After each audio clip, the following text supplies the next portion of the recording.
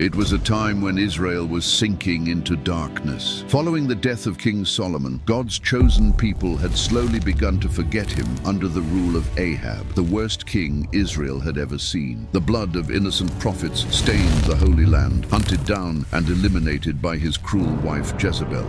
Israel had forgotten the very name of God and instead knelt before altars of stone and wood. But God had not abandoned his people. Deep within the hills of Gilead, God was preparing an answer. From that forgotten, barren land emerged a man who would change history forever, Elijah. His very name held a promise of judgment and fire.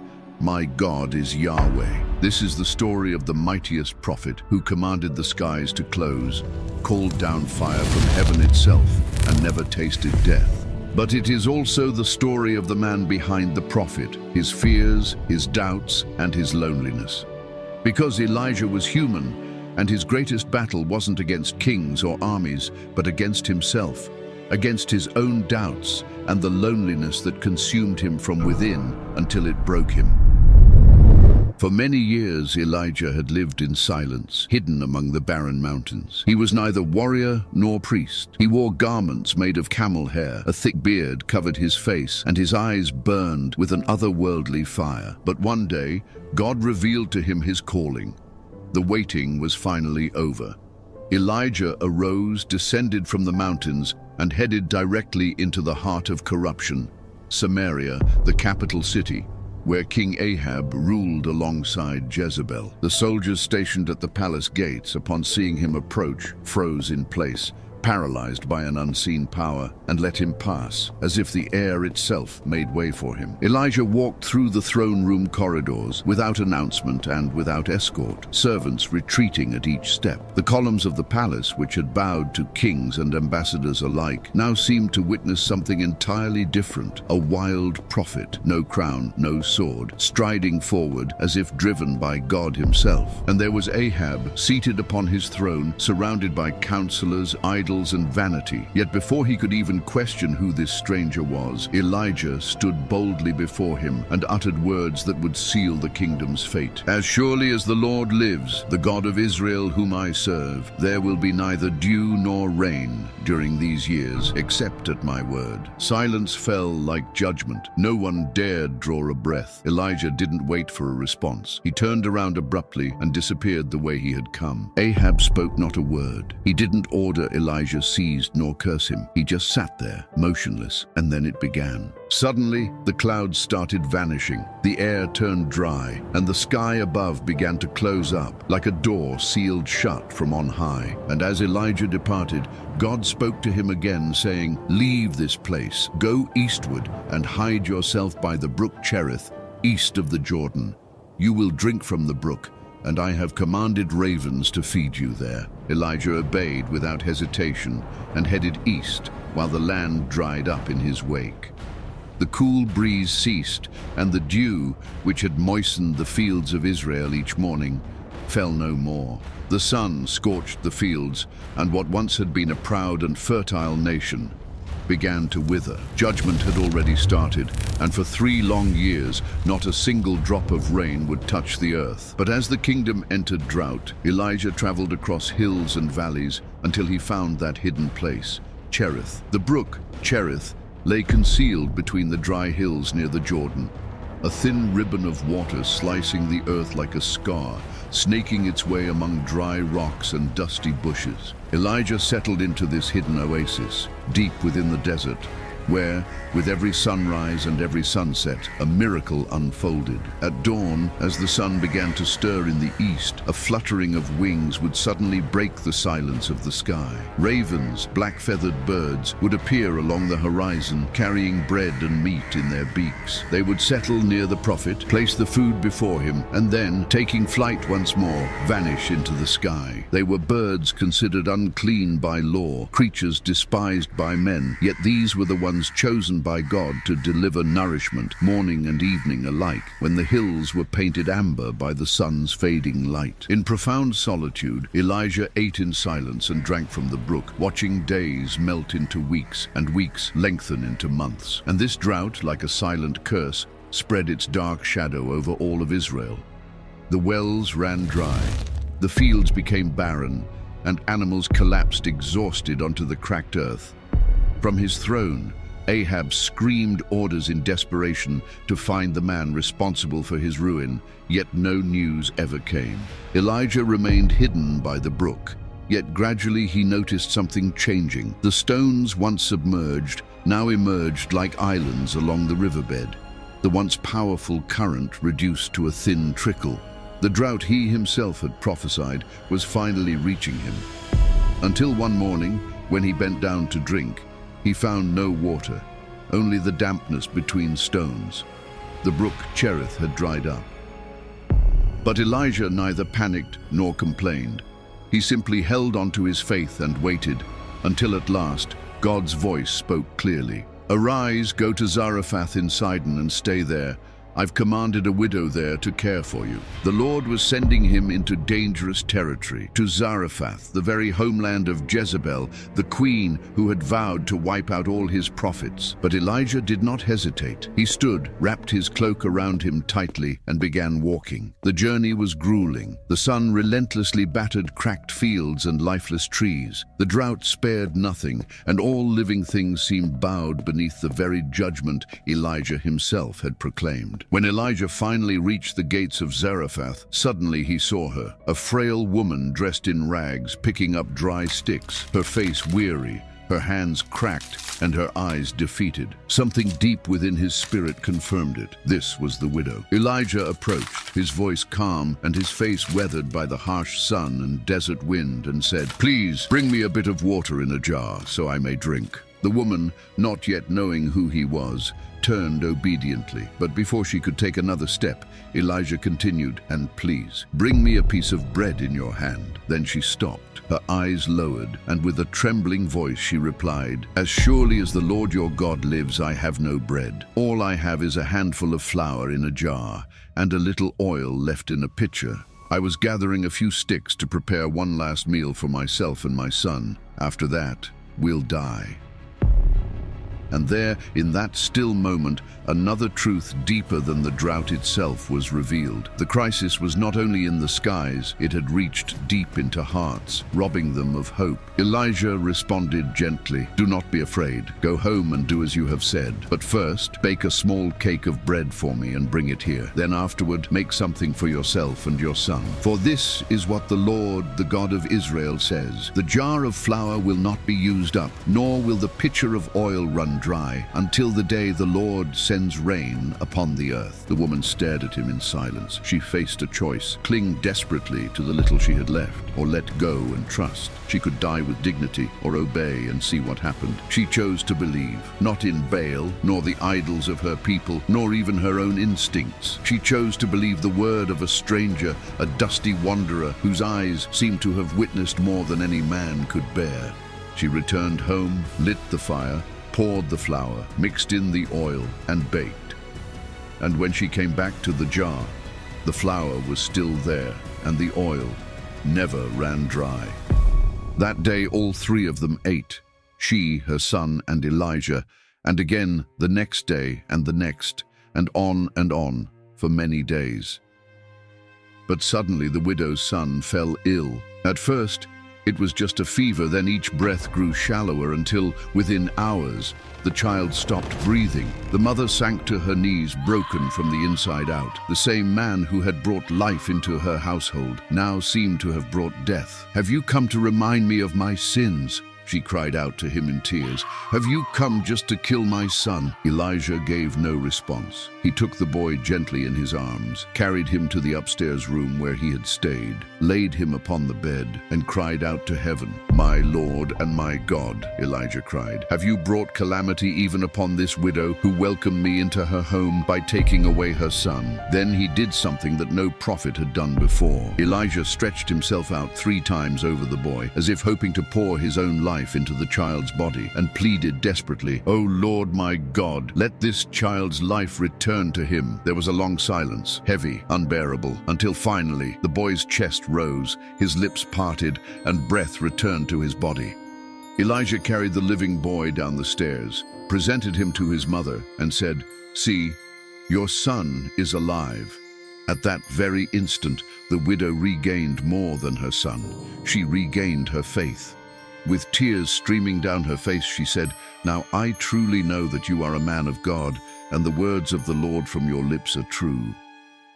In a pagan land where altars burned for gods carved from stone and flame, a spark of true faith had now been lit. But still, the drought had not ended. For 3 whole years, not a drop of rain fell, and God's judgment had stretched across Israel like an open wound. Livestock vanished, wells dried up, and harvests became only a memory. First hunger struck the poor, but soon even the wealthy felt its bite. Yet in all that despair, not everyone bowed down to Baal. Among those steadfast few was Obadiah, King Ahab's steward, who had witnessed the king's cruelty but refused to stand by quietly. Amid Ahab's persecution and slaughter of the Lord's priests and prophets, Obadiah did the unthinkable. He hid 100 prophets of God in 2 caves, 50 in each, and secretly fed them bread and water. Every single day he risked his life out of love for his God. He even managed to keep it hidden from King Ahab, maintaining the king's trust. One morning, the king gave Obadiah an order: travel through the land, search for grass, springs, any stream not yet dried up. Perhaps we can save our horses and mules. Maybe something is still alive. Obadiah went out into the ruined kingdom, crossing barren and lifeless fields, when suddenly he saw him. There, amidst the dusty road, stood Elijah, tall, unwavering, his eyes burning like ancient fire. Obadiah fell to the ground and cried out, "Is that you, my lord Elijah?" "It is I," the prophet replied. "Go tell your master, Elijah is here." Obadiah stood up slowly. Fear stole his breath, and his eyes revealed his deep anguish. "What have I done that you'd put my life in danger? If I go and tell Ahab you're here, and then the Spirit of the Lord takes you somewhere else, and he can't find you, he'll kill me." Then Obadiah leaned closer and confessed his secret to Elijah. "I've served the Lord faithfully since my youth. When Jezebel went around killing the prophets, I hid 100 of them in caves and fed them myself. I've done everything I could, Elijah. And now you ask this of me?" But Elijah stood firm, replying, "As surely as the Lord of hosts lives whom I serve, I will stand before Ahab today." Obadiah knew he stood before a man who spoke as though heaven itself backed his words, and he obeyed. With his heart racing, he returned to the palace and spoke the words nobody expected to hear. "Elijah has returned." The prophet who sealed the heavens shut, who humbled the king before his very throne and vanished as quickly as he appeared, had finally returned. Without hesitation, Ahab got onto his chariot and set out toward the appointed place. The sun blazed over dry, barren fields the moment the 2 men met, and it was Ahab who broke the silence with disdain. "Is that you, troublemaker of Israel?" But Elijah met his gaze and replied firmly, "I'm not the one troubling Israel, but rather you and your father's house, because you have abandoned the commands of the Lord and have chosen to follow Baal." Then Elijah boldly issued the challenge, "Now summon all Israel to Mount Carmel. Bring along the 450 prophets of Baal and the 400 prophets of Asherah who dine at Jezebel's table. Today we will see who truly is God." Ahab agreed to the test, and the showdown began. The news spread quickly throughout all Israel, and thousands climbed from every corner of the kingdom toward Mount Carmel. Elders and youths, priests and soldiers, farmers and shepherds, no one wanted to miss what was about to happen. At the summit, tension filled the air. On one side stood nearly 1,000 prophets of Baal and Asherah, dressed in flashy robes and adorned with pagan symbols. On the other side stood Elijah alone, wrapped in a cloak worn thin by the sun and wind. The prophet raised his voice and sorrowfully asked the people, "How long will you waver between 2 opinions? If the Lord is God, follow him, but if it's Baal, then follow him." The crowd fell silent, as if shame itself had sealed their lips. Then Elijah stepped forward and declared the rules of the challenge. "I am the only prophet of the Lord left, but Baal has 450 prophets. Bring 2 bulls. They will choose 1 bull, cut it into pieces, and set it on the wood, but without lighting any fire. I will prepare the other bull, place it on the wood, and also not set fire to it. Then you call upon the name of your God, and I will call upon the name of the Lord, the God who answers by fire. He is the true God." The prophets of Baal went first. They prepared their altar, cut up their bull, and laid it upon the dry wood. Then began a gruesome spectacle. From morning until noon, the 450 prophets screamed, leaped, and danced wildly around their altar, calling out to Baal. But there was no reply, not even the slightest sign. Baal remained utterly and embarrassingly silent. The sun climbed to its highest point, and Elijah, observing the tragic scene, began mocking them sarcastically. "Shout louder. Maybe Baal is busy or he's wandered off somewhere. Perhaps he's sleeping and you need to wake him up." In wild desperation, they screamed even louder, intensifying their grim performance by cutting themselves until blood flowed freely. Afternoon drifted slowly across Mount Carmel, yet still no answer came. No fire descended. The crowd began to whisper, and Baal's powerlessness was made clear before the eyes of all Israel. Now it was Elijah's turn. Weary and disappointed, the people gathered close around him. Silently, Elijah took 12 stones, one for each tribe of Israel, and rebuilt the broken altar of the Lord. Carefully, he arranged the wood and placed the sacrifice upon it. Then he asked the impossible in the midst of the drought, commanding them to bring 4 jars full of water and pour it over the sacrifice. They did it once, then twice, and finally a third time, until the altar was thoroughly soaked and water filled the trench surrounding it. Then, standing before all the people, the prophet lifted his eyes toward heaven and cried out, "Lord, the God of Abraham, Isaac, and Israel, let them see today that you are God in Israel, and that I am your servant, and that all I have done has been at your command. Answer me, Lord, answer me, so these people may know you alone are God, and that you are drawing their hearts back to you." A brief yet profound silence followed his prayer. Suddenly, fire blazed from heaven, a scorching flame, alive and fierce, that consumed the sacrifice instantly, along with the wood, the stones, even the water itself, leaving behind only dust and reverent silence. Falling to their knees, the people acknowledged the true God, crying out in awe, "The Lord, He is God! The Lord, He is God!" At that moment, there was no doubt. Yahweh had answered, not Baal. Elijah's spiritual authority was unmistakably proven, and the crowd finally understood that the drought had come as a direct consequence of abandoning the Lord. The truth shone brighter than ever atop Mount Carmel. The prophet then turned his gaze toward Baal's false prophets, whose arrogance now lay in ashes, and commanded they be seized. They were taken down to the Kishon Brook, where the judgment once ordained by God in ancient times was carried out, the execution of all those who had led Israel astray into idolatry. The land of Israel at last had begun to be purified. As the people watched this decisive moment unfold, Elijah suddenly felt something in his spirit that he hadn't sensed in 3 years, the distant whisper of coming rain. A sound no one else could yet hear, but one the prophet knew would soon be obvious to everyone. The prophet then authoritatively addressed King Ahab, "Prepare your chariot and head down immediately, for I hear the roar of an approaching storm." Ahab raised his eyes, seeing a sky as dry and clear as it had been for the past 3 years.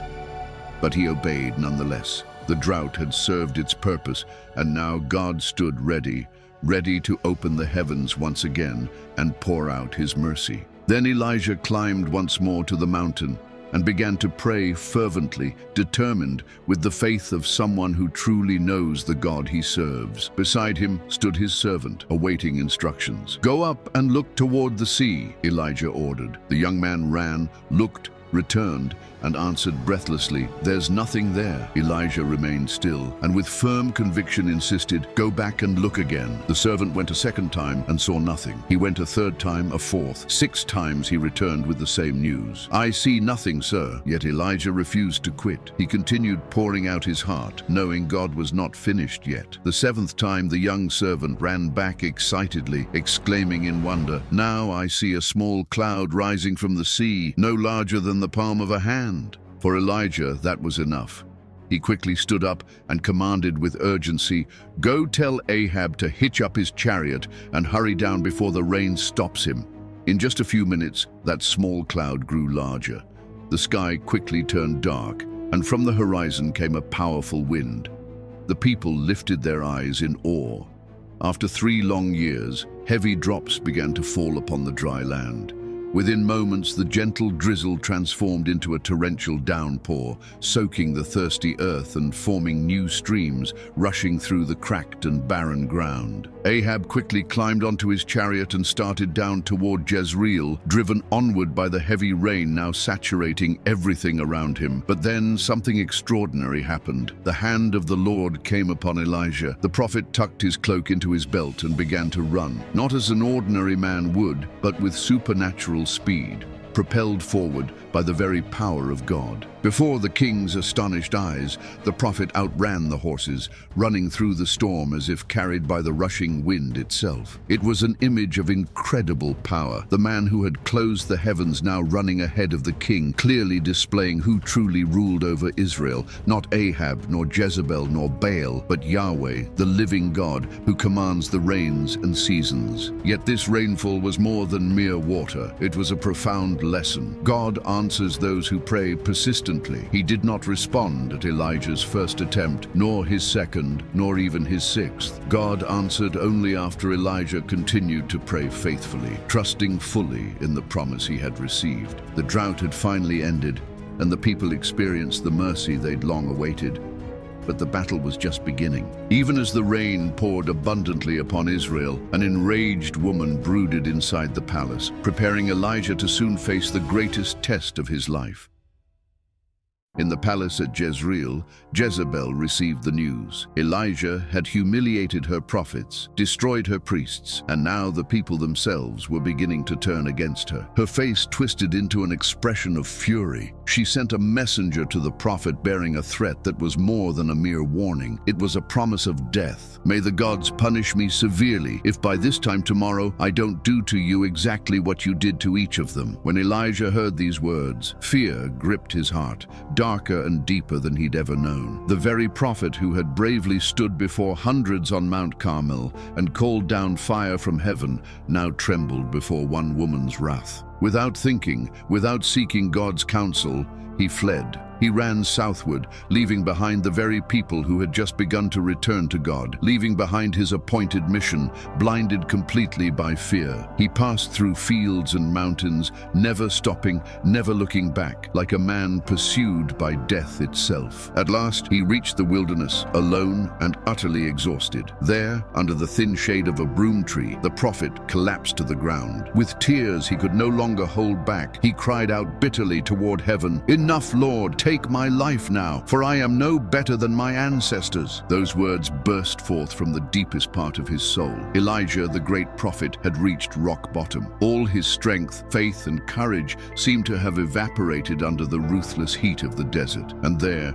beneath the sparse shade of the tree, he wished only to close his eyes forever. It wasn't merely Jezebel's threat that had broken him, but also the unbearable loneliness, the heavy burden of feeling he alone was faithful, and the deep disappointment that after all his struggles, nothing appeared to have changed. Yet there, deep in the desert, in the darkest moment of his life, God did not abandon him. Suddenly, a gentle hand touched him softly.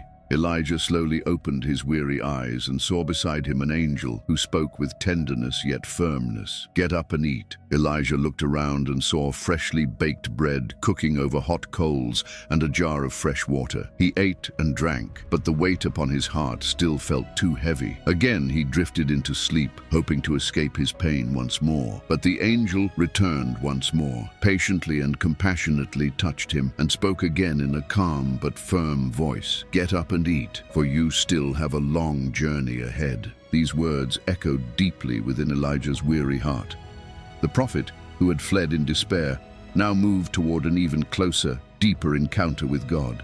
There, upon that mountain, at the same spot where centuries earlier God had spoken face to face with Moses, Elijah would discover something new. For Elijah was human, deeply, profoundly human. Although God had used him to accomplish incredible miracles, and even though he had witnessed impossible wonders, he now faced a reality far tougher to confront: his own frailty, his humanity. Yet, amid that broken human condition, God was merciful to him, because even the people of God grow tired. They too suffer and doubt. Under that broom tree, Elijah came to understand that God doesn't only use people who are strong. Instead, he lifts up those who are broken. For in our deepest weakness, God's greatest works begin. That meal gave Elijah an unexplainable strength. He stood up and began his journey toward Horeb. Empowered by that nourishment, he traveled 40 days and 40 nights, crossing the scorching desert until he reached Mount Horeb, the mountain of God, where he would speak with him face to face. Elijah arrived at Mount Horeb,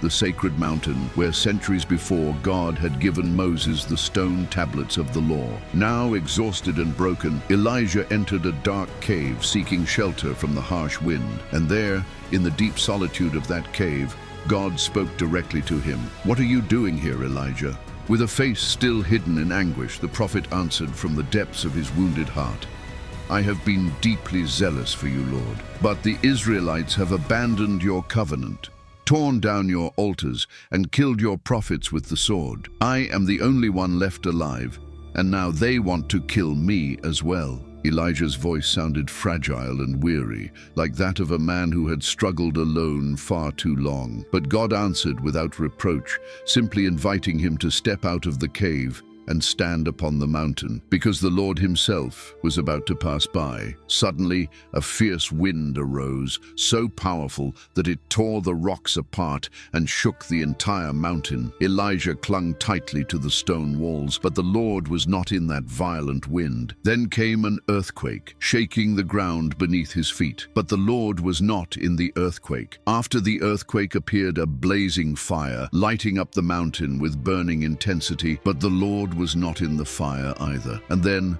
calm arrived. An absolute silence wrapped around the mountain. Out of that silence came something entirely different, a gentle whisper, barely audible, like a soft breeze gently brushing against the skin. Hearing that quiet whisper, Elijah knew God was there.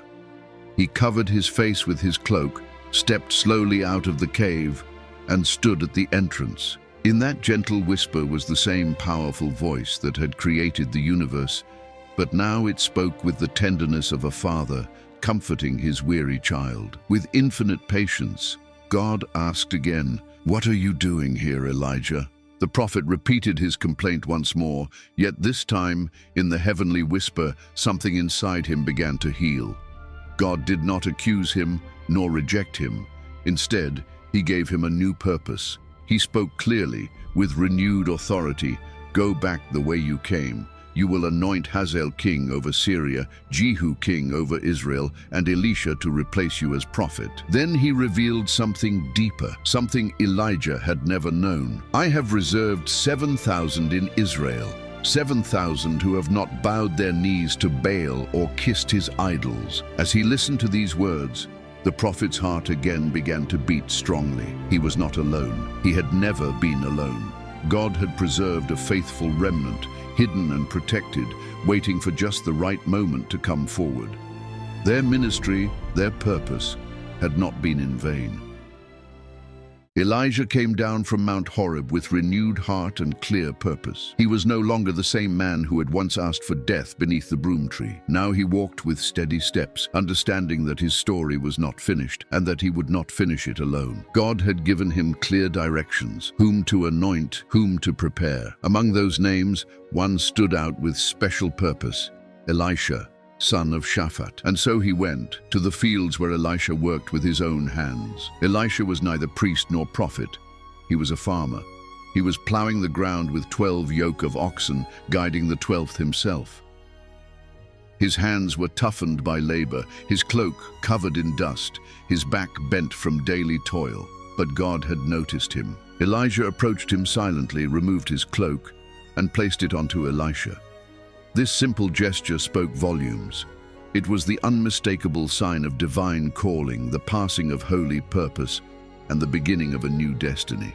Elisha stopped. He felt the weight of the cloak resting upon his shoulders and instantly realized what it meant. In that moment, he knew his life had changed forever. He ran after Elijah, asking for one final act of compassion. "Let me kiss my father and mother goodbye, and then I will follow you." Without emotion or pressure, Elijah replied, "Go back then. Don't you realize what I've just done to you?" Then something radical happened. Elisha returned to the fields, but not to stay. He took the yoke of oxen he'd been working with and slaughtered them. Then he took the plow, the wood and the tools of his trade, and set them ablaze.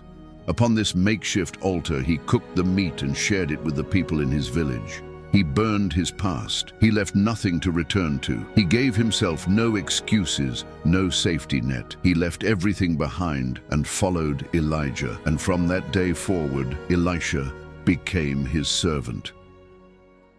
Years had passed since the fire on Mount Carmel, and the people of Israel seemed to have forgotten the warning. Israel returned to its old routines, and Ahab, despite having seen the power of God firsthand, continued to rule as if nothing had changed. He remained a weak king, controlled by a ruthless woman, Jezebel. In Samaria, Ahab had everything a king could wish for: palaces, gardens, gold, servants. Yet, deep inside, his heart coveted something more. Next to his palace lived a righteous man named Naboth. His vineyard wasn't grand or luxurious, but it was the inheritance of his ancestors. Ahab's heart desired it from the first moment he saw it. Approaching Naboth with a false smile, he offered money or an even better vineyard in exchange. But Naboth refused firmly, saying, "The Lord forbid that I should give you the inheritance of my ancestors." Ahab returned to his palace like a spoiled child. He lay down on his bed, turned his face toward the wall, and refused to eat. His greed had wounded his pride, and his weakness filled him with bitterness. When Jezebel saw his misery, she scornfully asked, "Are you or are you not the king of Israel? Get up, eat, and cheer up. I will get Naboth's vineyard for you." And she did. With cold cruelty, she wrote letters in the king's name, sealed them with his royal seal, proclaimed a fast, and had Naboth seated in a place of honor. But next to him, two wicked men took their seats and, before the entire gathering, falsely accused Naboth. "Naboth has cursed God and the king." Without trial or defense, Naboth was dragged outside the city and stoned to death.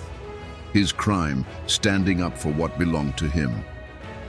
When the news reached Jezebel, she smiled with satisfaction and told Ahab, "Get up and seize the vineyard. Naboth is no longer alive." Ahab went to admire his new land, pleased like a spoiled child, believing he had won. But as he wandered through the vineyard, Elijah suddenly appeared, his face hardened with judgment. The king trembled at his sight and asked, "So you have found me, my enemy?" Elijah replied without hesitation, "Yes, I have found you, because you have sold yourself to do evil in the sight of the Lord." And once again Elijah delivered judgment, proclaiming, "Thus says the Lord, in the same place where dogs licked up Naboth's blood, they will also lick up yours. I will bring disaster upon you, wiping out your descendants and destroying your lineage, just as I did with Jeroboam. Jezebel, your wife, will be devoured by dogs beside the wall of Jezreel, and anyone from your household who dies in the city will be eaten by dogs, and those who die in the open fields will be consumed by the birds of the air." Ahab's face grew pale. For the first time, Elijah's voice seemed to him not that of an enemy, but that of a judge. And this time, Ahab did not shout or curse, nor did he call for his soldiers. He tore his garments, put on sackcloth, began fasting,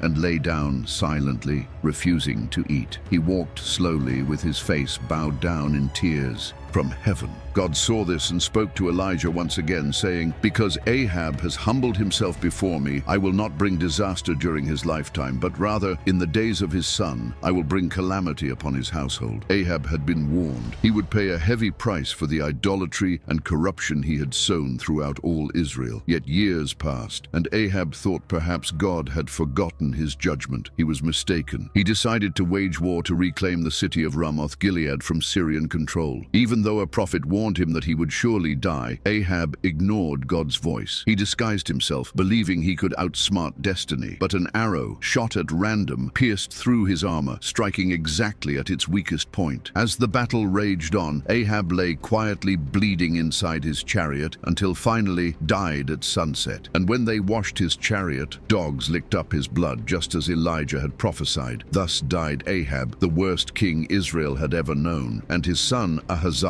took his place on the throne. It wasn't long before Ahaziah followed the same corrupt path his parents had paved, and one day Ahaziah fell through a lattice from an upper window of his palace in Samaria. Seriously injured and bedridden, the young king made a decision that would seal his fate. Rather than calling upon the God of Israel, he sent messengers to Ekron, a Philistine city, to consult Baal-zebub, the pagan god of flies and disease. But God had seen this and instructed Elijah, "Arise and intercept the king of Samaria's messengers and say to them, 'Is there no God in Israel that you must go consult Baal-zebub, the god of Ekron?' Therefore the Lord says this, 'You will not leave the bed you lie on, but will surely die.'" Elijah obeyed, and the message quickly reached the palace. Surprised, Ahaziah asked them, "What kind of man was it who came to meet you?" They answered, "He was a man wearing a garment of hair with a leather belt around his waist."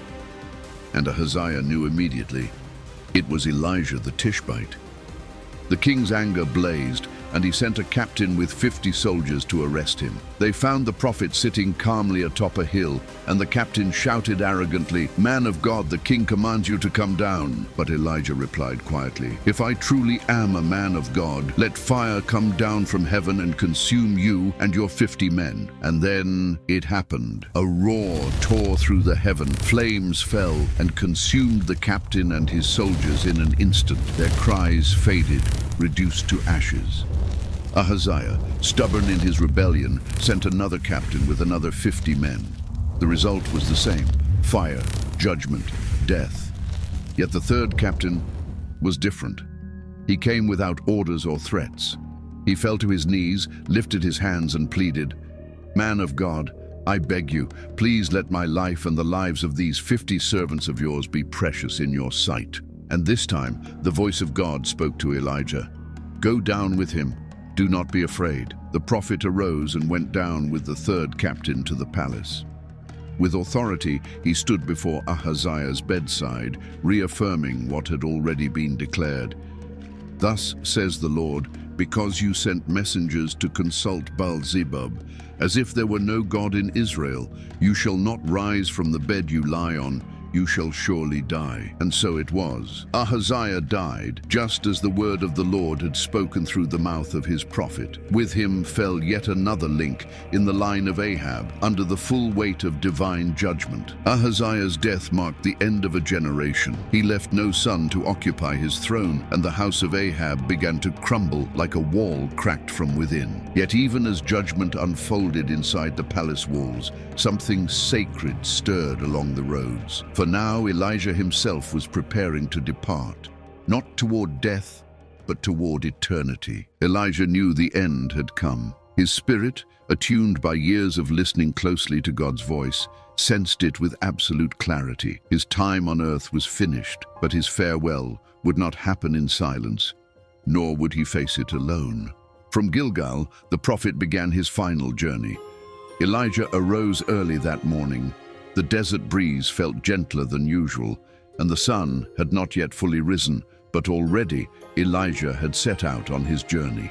Beside him walked Elisha, his student, his successor, the young man who had left everything behind just to follow him, and from that day onward had not spent even a single day away from his side. At every stop, Elijah was testing Elisha's heart. When they reached the entrance to the promised land, Elijah told him, "Stay here, Elisha, because the Lord has sent me on to Bethel." But Elisha didn't hesitate. "As surely as the Lord lives, and as surely as you yourself live, I will never leave you." And so they continued walking together. At Bethel, the group of prophets came out to meet them. They pulled Elisha aside and quietly asked, "Do you know the Lord is going to take your master away from you today?" Elisha simply nodded.